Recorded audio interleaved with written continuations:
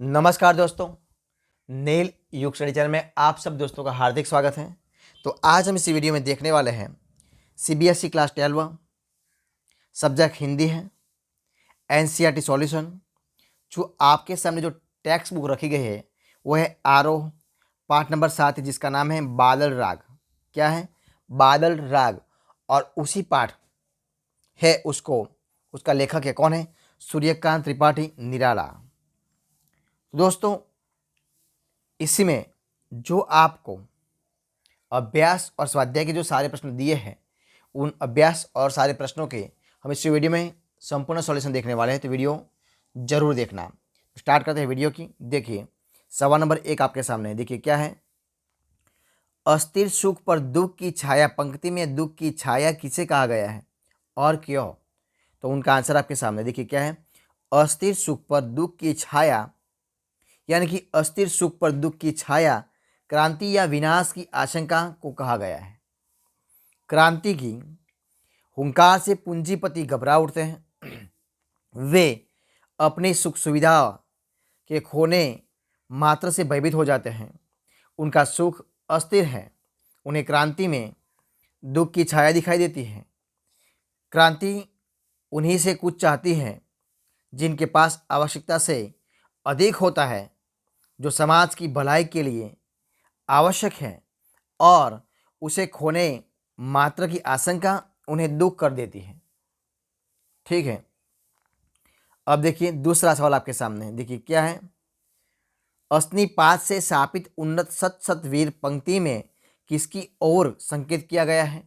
तो उनका आंसर है अस्निपात से स्थापित उन्नत सत सत वीर पंक्ति में क्रांति विरोधी गर्विले वीरों की ओर संकेत करती है, जो क्रांति की वज्राघात वज्राघात से घायल होकर क्षत विक्षत हो जाते हैं।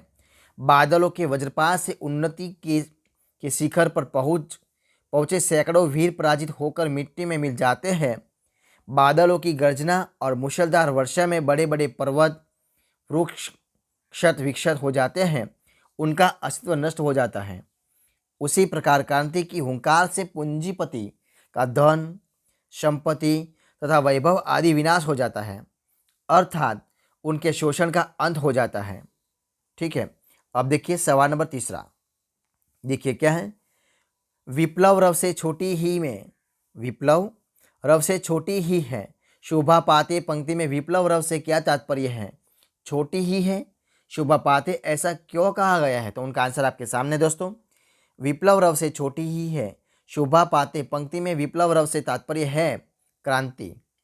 क्रांति जब आती है तब गरीब सामान्य वर्ग आशा से भर जाता है एवं धनी पूंजीपति वर्ग अपने विनाश की आशंका से भयभीत हो उठता है। छोटे लोगों के पास खोने के लिए कुछ भी नहीं है, उन्हें सिर्फ इससे लाभ होगा। इसीलिए कहा गया है कि छोटे ही है शोभा पाते। जैसे भयंकर आंधी तूफान के बीच छोटे छोटे पौधे अपनी जड़ नहीं छोड़ते, इसी प्रकार। अब देखिए सवाल नंबर 4। क्या है? बादलों के आगमन से प्रकृति में होने वाले किन किन परिवर्तनों को कविता रेखांकित करती है? तो उनका आंसर है बादलों के आगमन से प्रकृति में निम्नलिखित परिवर्तन होते हैं। समीर बहने लगती है, बादल गरजने लगते हैं, मूसलाधार वर्षा होती है, बिजली चमकने लगती है, छोटे छोटे पौधे खिल उठते हैं, मौसम सुहावना हो जाता है, गर्मी के कारण दुखी प्राणी बादलों के देखकर प्रसन्न हो जाता है। ठीक है, अब देखिए सवाल नंबर 5.1। क्या है? व्याख्या कीजिए। तीरती है समीर सागर पर, अस्थिर सुख पर दुख की छाया, जग के दग्ध हृदय पर निर्दर विप्लव की प्लावित माया। ठीक है दोस्तों, उनका आंसर आपके सामने रखा गया। देखिए क्या है?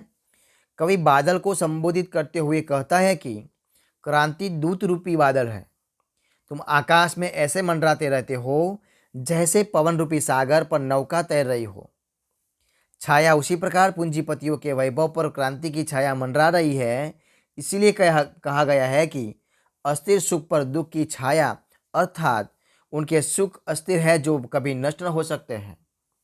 कवि ने बादलों को विप्लवकारी योद्धा, उसके विशाल रूप को रण नौका तथा गर्जन तर्जन को रणभेरी के रूप में दिखाया है।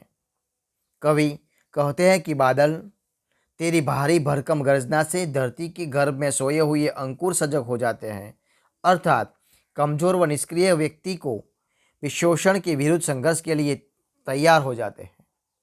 अब देखिए सवाल नंबर दूसरा, 5 बे यानी कि व्याख्या कीजिए। अट्टालिका नहीं है रे आतंक भवन, सदा पंख पर ही होता जल विप्लव प्लावन। ठीक है, तो उनका आंसर है, कवि कहते हैं कि पूंजीपतियों के ऊंचे ऊंचे भवन मात्र भवन नहीं है, अपितु ये गरीबों को आतंकित करने वाले भवन हैं। इसमें रहने वाले लोग महान नहीं हैं, ये तो भयग्रस्त है। जल की विनाश लीला तो सदा पंख को ही डुबोती है, कीचड़ को कोई फर्क नहीं पड़ता। उसी प्रकार क्रांति की ज्वाला में गनी लोग ही जलते हैं, गरीबों को कुछ खाने का डर नहीं, क्योंकि क्रांति का प्रतिनिधित्व हमेशा निम्न वर्ग ही करता है।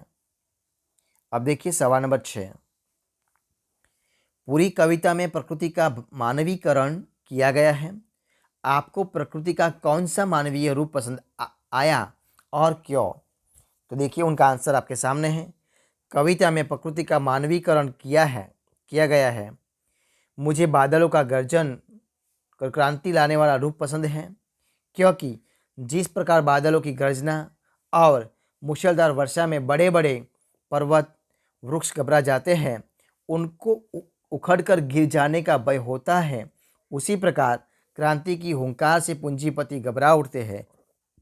वे दिल थाम कर रह जाते हैं, उन्हें अपनी संपत्ति एवं सत्ता के छिन जाने का भय होता है।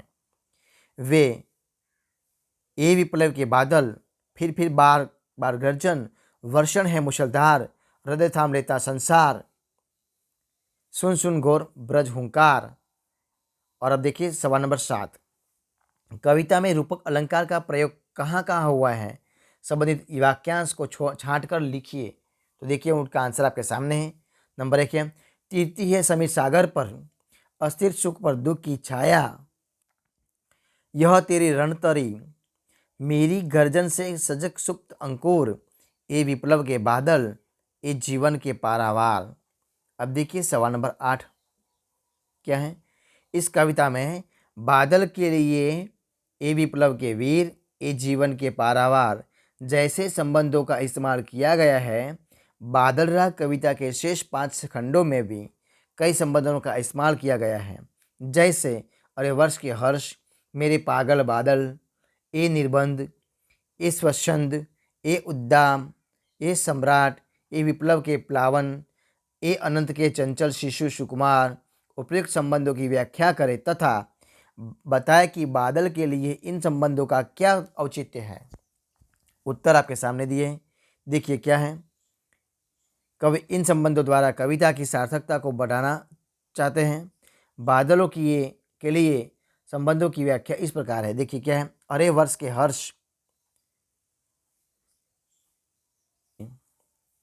अरे पागल बादल यानी कि मदमस्ती का प्रतीक, ये निर्बंध बंधहीन, ये स्वच्छंद यानी कि स्वतंत्रता के घूमने वाले, ये उद्दाम यानी कि भयहीन, ये सम्राट यानी कि सर्वशक्तिशाली, ये विप्लव के प्लावन यानी कि प्रलय का या क्रांति, ये अनंत के चंचल शिशु सुकुमार बच्चों के समान चंचल। इस प्रकार हम लिख सकते हैं। अब देखिए सवाल नंबर 9, कवि बादलों को किस रूप में देखता है? कालिदास ने मेघदूत काव्य में मेघों को दूत के रूप में देखा। आप अपना कोई काल्पनिक बिंब दीजिए। तो दोस्तों उनका आंसर आपके सामने है। कवि बादलों को क्रांति के प्रतीक के रूप में देखता है। मैं बादल को किसानों के मसीहा के रूप में देखता हूँ। कब आएगा बादल नभ में, बूंद बूंद कर को अन्न ये तरसे, अब तू बरखा लाएगा, इनका जीवन सफल कर जाएगा। इस प्रकार। अब देखिए सवाल नंबर 10 क्या है। कविता को प्रभावी बनाने के लिए कवि विशेषणों का सायास प्रयोग करता है, जैसे अस्थिर सुख, सुख के साथ अस्थिर विशेषण के प्रयोग ने सुख के अर्थ में विशेष प्रभाव पैदा कर दिया है।